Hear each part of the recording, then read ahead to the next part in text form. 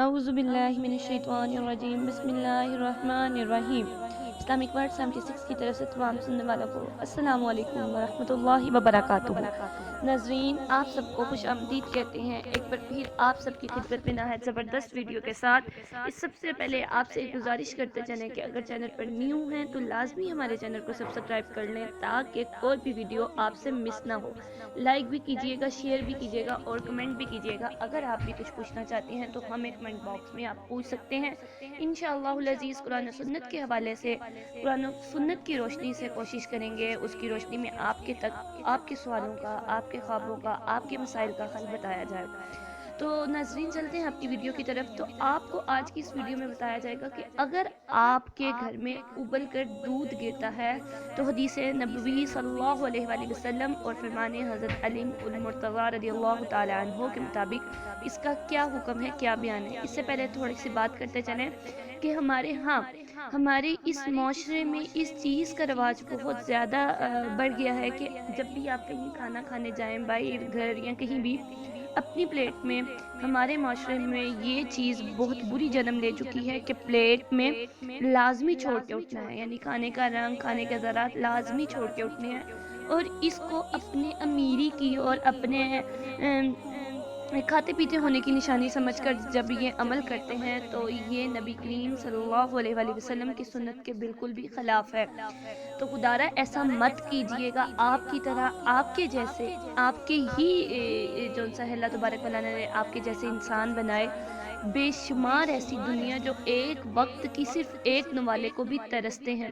تو اگر اللہ نے آپ کو دیا، اللہ نے آپ کو اس چیز کی توفیق دی کہ آپ اچھا کھائیں، اچھا پہنے، تو خدا کے لیے اس چیز کی بھی کوشش کریں کہ اس کو ضائع مت کریں، کیونکہ رزق کو ضائع کرنا اللہ تبارک و تعالیٰ کا جو سا ہے ناشکری کرنے کا مترادف ہے۔ اللہ تبارک و تعالیٰ نے اس چیز کو ناپسند فرمایا، اور ہمارے پیارے نبی صلی اللہ علیہ وآلہ وسلم نے یہاں تک فرما دیا کہ کھانا کھانے کے بعد اپنی انگلیوں تک کو چاٹ لینا بھی سنت میں رکھ دیا گیا۔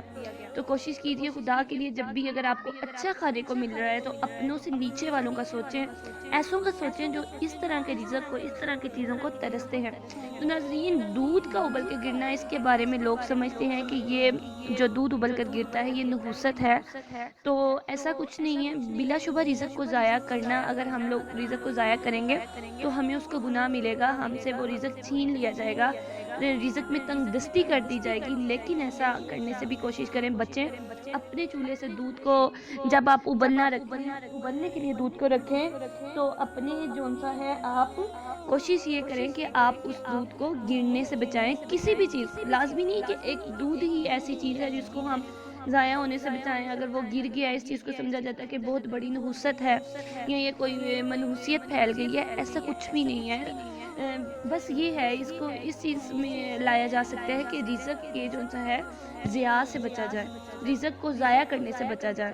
تو ناظرین، خدا کے لیے اس چیز کو سوچیں۔ نبی کریم صلی اللہ علیہ وآلہ وسلم نے فرمایا، جس نے میری ایک سنت کو زندہ کیا اس نے گویا قبر میں مجھے زندہ کر دیا، اور جس نے، آپ صلی اللہ علیہ وآلہ وسلم نے فرمایا، جس نے میری ایک سنت کو مردہ کیا گویا اس نے قبر میں مجھے مردہ کر دیا۔ استغفر اللہ العظیم۔ خدا کے لیے کوشش کریں، آپ صلی اللہ علیہ وآلہ وسلم کی سنتوں پر چلیں، اپنے بچوں کو چلائیں، اپنے پیاروں کو چلائیں، ترغیب دیں اس چیز کی کہ سنت پر چلیں۔ ہر بات پر، ہر کام سے شروع کرنے سے پہلے کوشش کریں تھوڑا سا آپ کا درود پاک کے بارے میں، کہ اپنے دل میں عشق نبوی کو اور زیادہ مضبوط کرنے کے لیے کوشش کریں۔ درود پاک لازمی پڑھیں، درود پاک سے آپ کو ہر چیز کی برکت میسر ہوتی ہے، رزق میں برکت ہوتی ہے، روزی کو بڑھا دیا جاتا ہے، درجات بلند کر دیے جاتے ہیں، 10 گناہ معاف کر دیے جاتے ہیں، 10 نیکیاں لکھ دی جاتی ہیں۔ بہت سے اس کے بارے میں، درود پاک کے بارے میں اللہ تبارک و تعالیٰ نے فضائل رکھ دیے۔